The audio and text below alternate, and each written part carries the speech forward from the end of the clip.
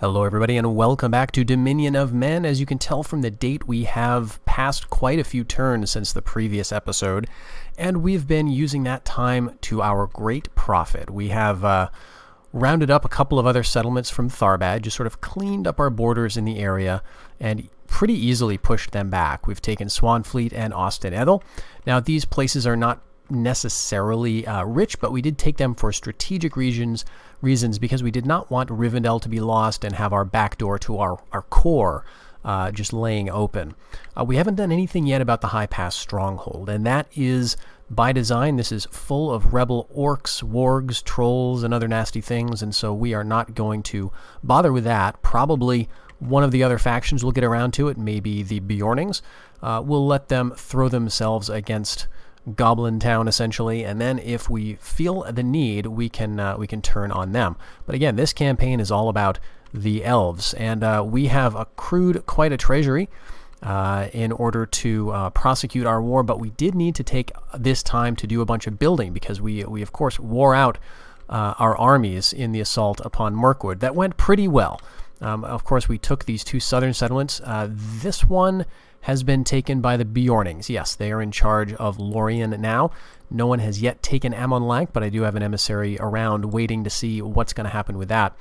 Dale did move into the Western Woodland Realm. They took Emin-Duir, but of course the elves retain in possession of Thranduil's halls. So most likely we will need to come back and deal with it, unless perhaps Dale or some other faction takes it first, which I doubt. They're not at war. The elves are not at war with anybody but us at the moment. And they're still allied with the dwarves and the Reunited Kingdom. But otherwise, we are cleaning up the last couple of rebel settlements in the area, Sarnford and Fornost. Once we take those, I am going to take back Undertowers. And as you can see in the Shire, we have repopulated these villages that disappeared because we had taken them but destroyed the Dominion building, so we weren't earning any money out of these little villages. But now we are once again. We have not converted the population, though. If we want to do that, we would need to replace Hobbit Lands, which is this building, with Central Oriador, which is this building. And this is a one-way conversion. And what this does is it basically, we move hobbits out and we settle the men in this province. So that's going to cost us a bit. It may be worth it because, as someone pointed out to me, actually, the Shire is fantastic for recruitment. It's a homeland for us, believe it or not. And we get a full suite of recruitment out of here as a result. So we can train, if we stick with the ways of the West, we can get Royal Longbowmen, Royal Spearmen, Black Shields, and Adunabar Macemen out of here. So we can get all of that stuff at some point.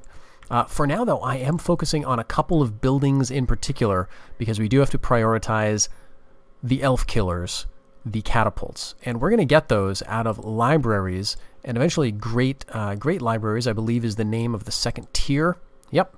And so that'll allow us to train our Citadel catapults, or catapults of the Shadow Cult if we convert back to the Shadow Cult. This second tier of libraries, increases law throughout the faction's lands, and so that's just a great building to build. We're going to need hosting halls as well, but a chief city like Numinas will allow us to build everything regardless of policy, so that should be no problem. Eventually we will get that. Now, Tharbad is also interesting because in addition to allowing, as a chief city, full building here, we will also get the option to recruit mariners, which we can train at the Naval Shipwright. So that's this unit, javelins and swords, and so we're going to be in a pretty good position once we can train these guys. I am working on that. We're developing great law keepers just to help even more with our land tax income, and I think we're going to be all set. Now, in terms of our immediate neighbor, Tharbad is no longer a threat. We've got them reduced to literally two settlements, Greyholm, and then down here, Lond Dare, which we haven't actually discovered yet. I don't think they've conquered into Dunland. They usually don't. But we can see that Rohan has been busy as we have been building. They've conquered up into Dunland, into Enidwaith, taken Dunhold. It looks like they may have cornered the Dunlandings in the Dunland Reaches. So there's a Misty Mountains hold and orc settlement up here in the hills.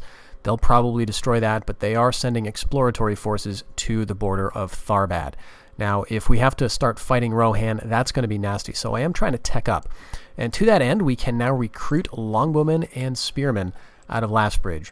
So that's very good indeed. We can recruit cheap archers, hunters of Eriador. We can train a Dunabar militia as a, sort of a basic spear unit. It's not going to be very helpful in our wars against the elves, but against managed factions, these are going to be very nice. A Dunabar swordsman, similarly, not going to do really anything against the elves. We're going to need to get up to like our macemen, I think, and depend on catapults and bodyguard charges and so on to deal with that, as well as our longbowmen, who, as we've seen, are pretty effective in melee. We do have Riders of Eriador for some decent cav, although all these units are fairly expensive, but with what we have taken, with all the trade and development going, I think we're in a pretty good position. So we need to keep that up. So I think, let's see, how are we doing? We're still making 5,000, but I think we want to stop there. Oh, yes, let's talk for a moment about the switch mechanic. Why did we convert? In the previous episode, I pointed out that we had converted, we'd changed over to the cultic, from the cultic to the ways of the West. So if you look at any of these military development buildings, you can see that it's split out into two different options, native recruitment versus cultic recruitment. And if you actually right-click where it says native recruitment, it gives you sort of a generic unit from that roster, and it basically tells you what this means. What is this category? And so the native recruitment in the case of a Dunabar is your Ways of the West faction units. The cultic recruitment for a Dunabar is, of course, the units that we've seen, like the Swords of the Shadow, Horsemen of the Shades, Dark Bows, and so on. The way we have switched from this roster to this roster has to do with what we have conquered.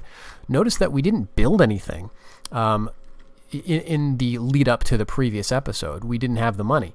But when we took over settlements like Bree that already had provincial councils, or Numeness, which also had this type of building, these are converting to the Ways of the West. And we left them because they actually work for us. They're increasing the experience modifier of any troops we recruit here. They are increasing the population growth, tax, and all sorts of good benefits. So we are leaving these. Now, we could tear these down and replace them with the cultic temple buildings, which you can also see down here. And we have some of these already built in the eastern part of our core. You can see Lastbridge, for example, has Temples of the Shadow. Tardal has Groves of the Shadow, and Edendale does as well. So we can actually work on both of those building types simultaneously. Right now, in fact, we're upgrading Shrines of the Shadow in Tardal.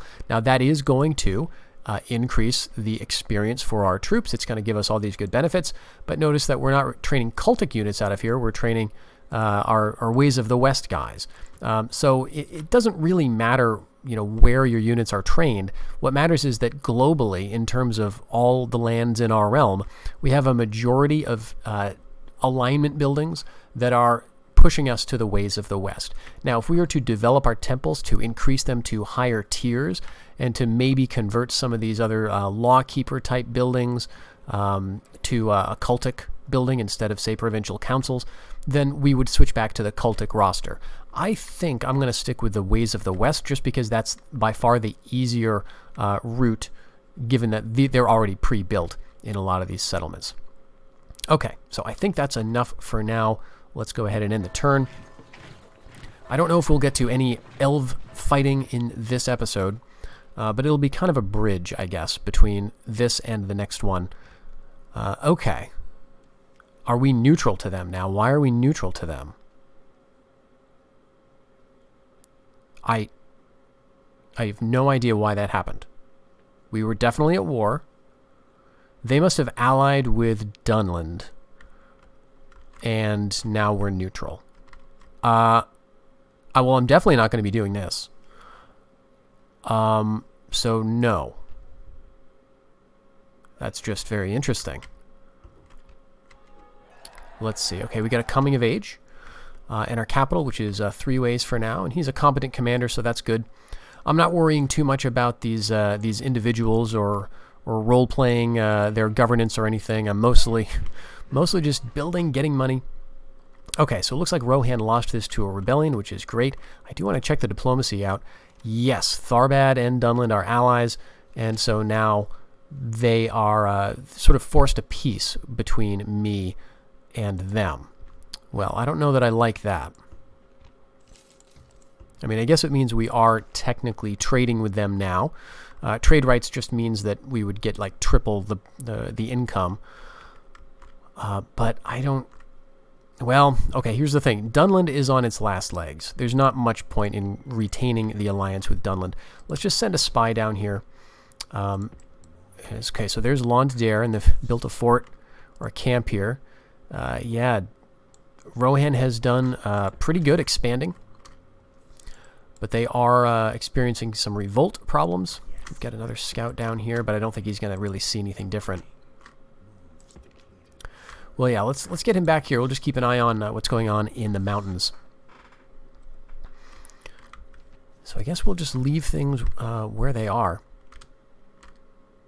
Now, if I really wanted to retain Dunland as a faction, I could give them some territory and settle them in sort of a safer enclave. But that's really not really anything I want to deal with. Okay, but look how much we're making. Almost 25,000. So this has been surprisingly lucrative. So I think what I want to do is keep going with Last Bridge. We do want to train our best troops out of pretty much as many places as possible. So let's go ahead with a major province there. That's going to take a lot of money. And yeah, let's go with the carpenters here. That's going to decrease construction costs in this settlement. So we've got 4,000. Okay, that's enough for now.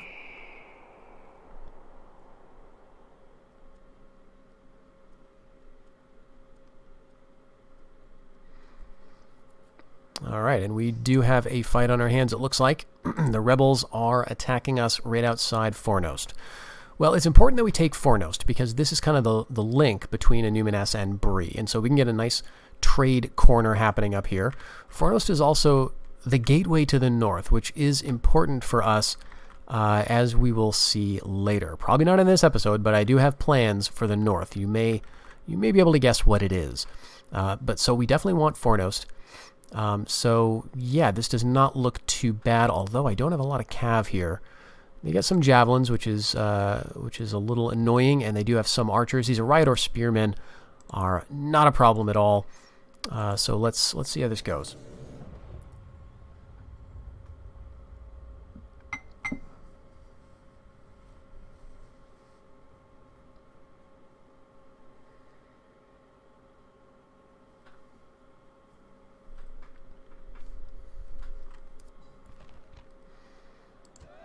All right, we've got a very favorable battle map. And there's the settlement off to our left. I guess we could set up over here in the corner, which does seem like a very Adunabar thing to do. We have a couple of archers here, and these are the mercenary variant. So the nice thing about being in Ariador is you get these very cheap mercenary bowmen, only 90 upkeep. Now, they have a unit size of 50, and the version of this that you can train has a larger unit size and a lower upkeep, so they are better in terms of cost effectiveness, but I find these guys are just about fine. So I tend to go with them, and for our front line, for our infantry, we've got basically just militia, low-tier stuff, and then we also have some swords, Adunabar swordsmen. So a tier 1 and tier 2 army should have no problem with what the rebels are going to throw at us. They're going to be coming from all the way down there.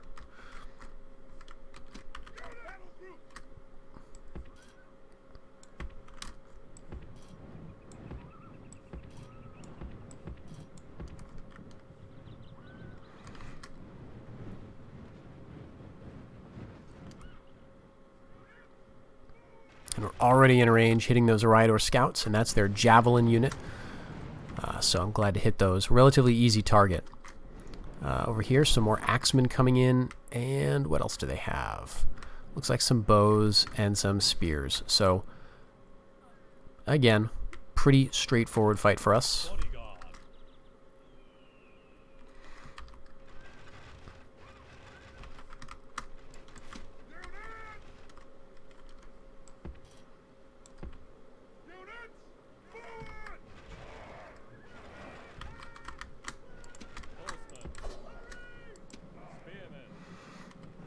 And they're tired from running all this way and charging like madmen at our line.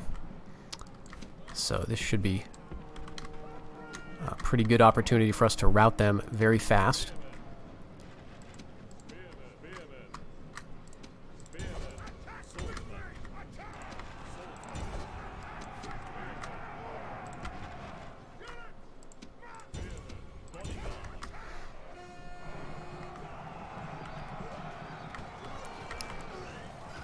Yeah, they're broken.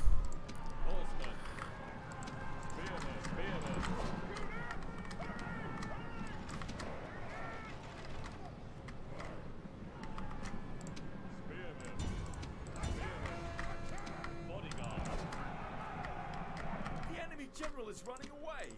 This is no way for a leader to behave, but in battle, all right.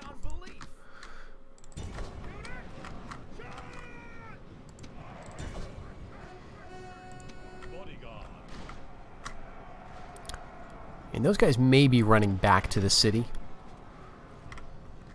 which is fine. I think they've only got another couple of turns left.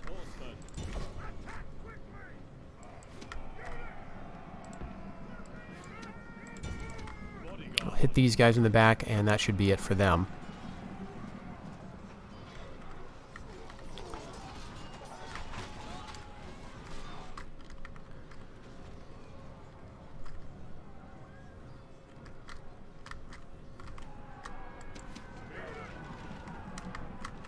All right, let's focus on those Ariador hunters. They are hitting us.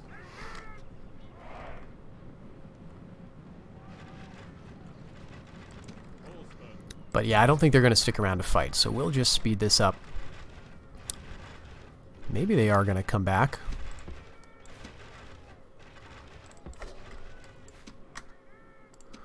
Well, alright. Let's reform on the hill. Maybe they are out of time.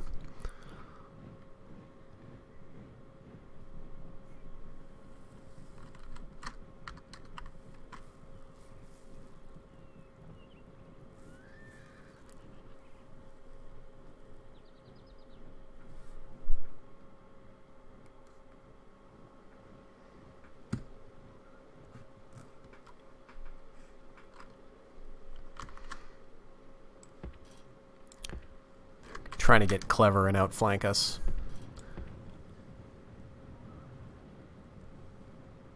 We're almost out of arrows anyway.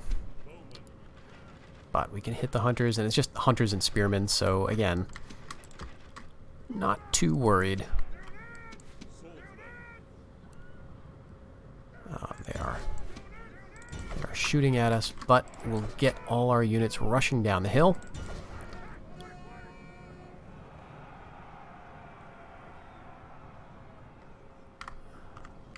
There we go. Let's just end the battle here. These are just rebels, so that shouldn't they shouldn't retreat back to any coherent army after this. They pretty much melt away when you win. All right, so not too bad. But again, we can afford now to be a little less worried about how many men we're keeping in each battle, because we can just retrain these guys now, which is fantastic. It's quite a different experience all of a sudden. Okay, so they do have some people left in the city. That's fine. 2 turns left for Sarnford, and 7 for Fornost. I may just auto-resolve that assault to get that out of there. Yeah, we got a bunch of siege stuff built. That should be no problem at all. Lost 5 men. And we'll just occupy because, okay, there is some population here. Okay, great. This is a minor province, so it is not very well built up at all. Anumenes is a bit better at an urban province, but really the best one around here, the real prize, was Tharbad, because the faction Tharbad had built this all the way up to a major province, which means it's just going to be faster for us to develop. So we're still making 23,000 this turn, and I'm doing a lot of building pretty much everywhere. Let's go for construction, I guess, in Ettendale. Nice thing about being around here is we do get a lot of construction charter options. There's a lot of timber resources. There's stone, there's iron over in 3 ways, there's iron over here. So we're definitely going to go with that. And we got a good population here as well. So once we get that teched up, we will have some good recruitment potential. Now, my hope for the south is that since we don't share a border with Rohan, that Rohan just doesn't do anything to us. That they just be nice, right? They don't bother us. They just leave us alone. And that they don't attack Tharbad, because if they attack Tharbad, they will have a border with us very soon. So I hope that that is the way it goes. But yeah, they've taken all of this. Dunland still exists as a faction, which means that they must still have a settlement way up here in the mountains. Rohan is trying to take this back. I think the settlement is up here, or maybe it's actually down here. So we might not be able to see exactly where Dunland is, but it's pretty much over for them. Okay, I think we need to start getting on training. Part of me doesn't want us to train too early because we don't have the ability to train mace men yet. So I'm kind of thinking these guys have a high upkeep, but you know what? We have a lot of money. Let's get going. They're going to take a bunch of turns to train, so we may as well get started, get a good army assembled, and then we can push over towards Mithlond. It might be best to take this out before we send our expedition back to Thranduil, but I'm not quite sure yet how I want to tackle that. So Mickle Delving, I think we might be able to go for Central Eriador. This is going to take away all that mismanagement. So that's going to make us a ton of money, actually, or save us a ton. It's going to increase the population growth, and let's see, it's going to go from 10 to 60 for Ways of the Shadow Cult, and that's going to leave us at 75 for Ways of the West. So we still should be a Ways of the West settlement. We still got 12,000 to spend, so I could do the same exact thing in Bucklebury. Which, why not? We're going to lose, or we're going to benefit from increased law, about 400 mismanagement, increased growth. So we're going to get the hobbits kicked out, and then we're going to settle some men in their place.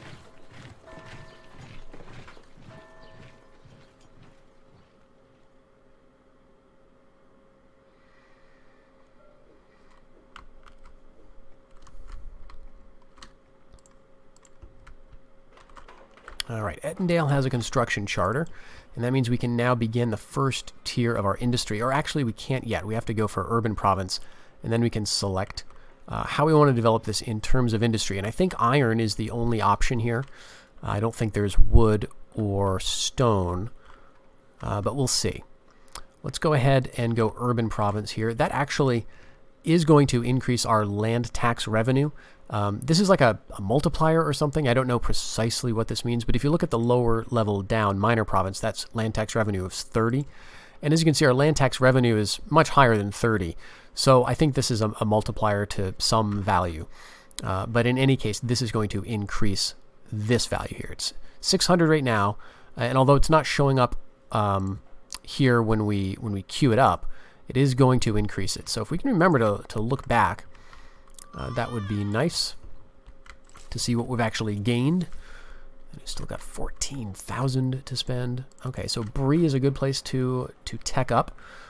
We went with, because Bree has pipeweed as a resource, and we have gone after curers here to exploit that, and that is increasing our trade income. So trade is looking great around here.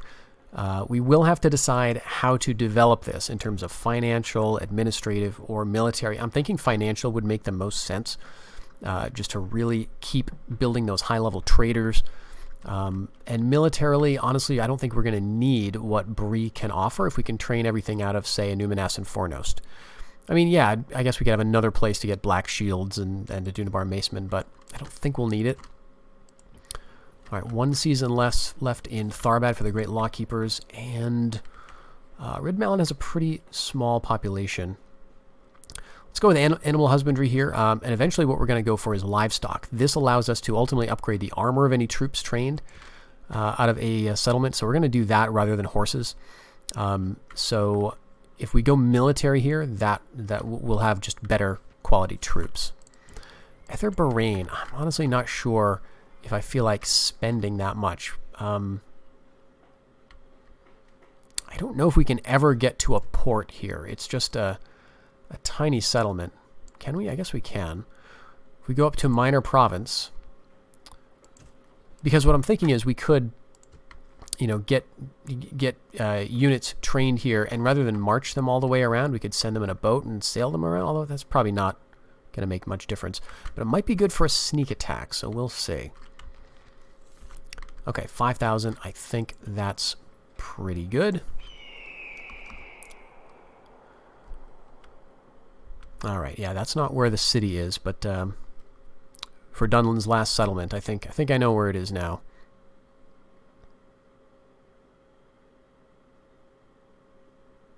All right, we're being attacked outside here, and I guess we can do one more battle because I'd rather not lose some of these units. These Shadow Riders, we won't be able to train again, so let's go ahead and fight this. We'll try to preserve them. It'll be nice to take them into our fight with the elves when that eventually happens.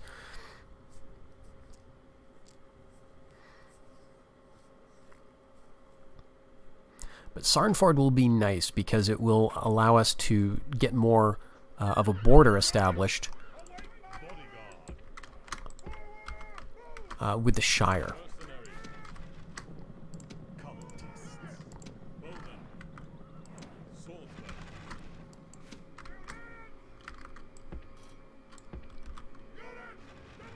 That's hunters. We can take them with our Shadow Riders. And they've got nobody inside the settlement, I don't think. Yeah, so we could, like, charge them. Alright, Iridor Scouts. They're going to throw javelins. Here comes the Iridor Spearmen. Let's get our other units around.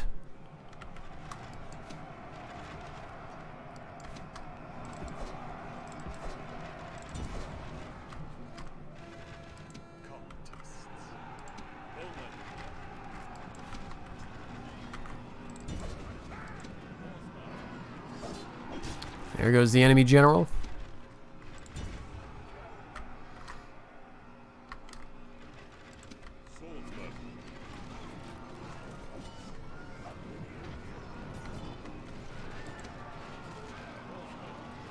Alright, our hunters are broken, and if we can break this last, couple of units here before they get back to the plaza, we will have won. They're shaken. Wavering. I think they're going to make it. No, actually we did it. Alright, end battle. Alright, so we only lost like 7. Or 9, rather.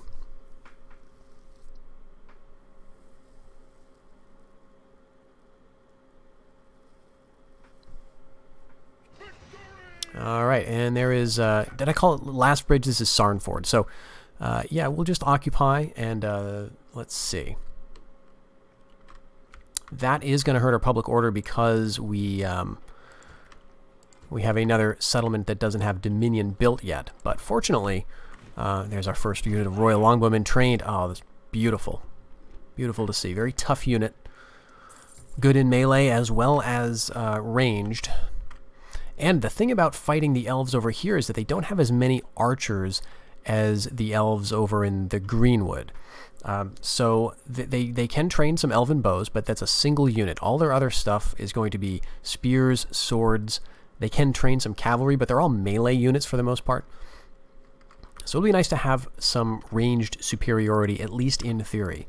All right, we're going to get going on the Homeland Dominion in Fornost and in Sarnford, get going on provincial pacification.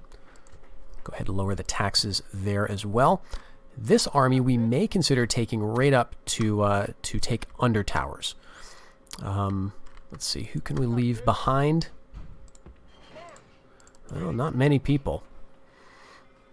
What's the problem here? Okay, we've got followers of the shadow cult causing unrest. Now, this is not a shadow cult province, but the problem is we have this guy, Harumor, the Lord Black. So because this is my king, Indil Czar of the Etendales, he has acquired this ancillary, the Harumor, the Lord Black, and this is one of the cultic ancillaries you can find, extremely powerful in terms of conversion. So plus 50% conversion to the ways of the shadow cult. And that means that you basically set this guy on the foot of... if the character possessing Harumor sets foot on any province, wait a few turns, they're going to have a massive cultic population. So it's kind of a problem now because we've got Ways of the West. Now, I could eventually make this a cultic settlement, but he's going to be moving around. I'm honestly not that worried about it. If we were to take him and bring him back to, say, 3 Ways, we see this is immediately going to start going down. So we're going to lose 20% of that unrest. That brings us back up to 60, and it makes just a huge difference in terms of conversion. But I think we still do need to leave some troops behind. We don't have any cheap archers we can use for garrison anymore. We're just about out of that. Let's bring everybody back in, and we'll just have to leave you here because you're too powerful. 3 Ways is already Ways of the Shadow Cult. So their alignment is 100% that, basically. So it's not going to be a problem. That's why I don't want to make the North entirely one or the other. I want to keep the cultic temples where they are, although this actually doesn't have any built yet. So we may go ahead and go with Groves of the Shadow. But this will be kind of nice because if we want to, theoretically, we could switch back and forth, right? Going and getting your native recruitment or your cultic recruitment is something you can flip back and forth between. So if I wanted to, like, say, retrain some Swords of the Shadow, I could just go cultic for a little while, right? Make some cultic temples at the higher tier to the point where my faction sort of switches, and then take another province, build Ways of the West stuff, and I would get back to the other alignment of recruitment. So that is an option, sort of switch back and forth. But we got 18,000 to play with in terms of income, and Tharbad is being very docile, and I'm happy to leave it. Happy to leave everything that way. Okay, there's Dunland, and they've got everybody right here. I don't see an heir, but they've trained a bunch of orcs. Good for them. They've built an orc den here, which is going to get them some nice orc champions if they had any money to recruit them. Oh, they do have some here. Orc blades. This is also unique to Dunland, so that's pretty cool. But it's not going to be long. Basically, once this falls, Rohan is going to head back up, and they're gonna snuff out Dunland, which is sad.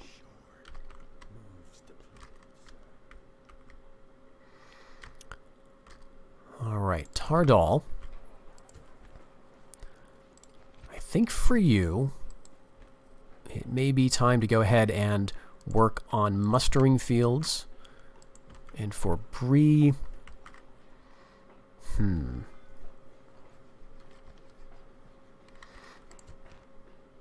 actually, this is going to get us a lot of money. So a couple hundred. And in just 6 turns. So I think that's a good option there. And we're in a pretty good position. It'll take us a little while to head over to take Under Towers. I'm not sure what this garrison consists of. Remember, we had taken this briefly and then let it rebel, essentially, so we could continue conquering the Shire. I don't know what that is going to be, if it's going to be rebel hobbits or something completely different. But, we don't need these guys in here anymore. And let's see, what's going to be the best units to bring, actually?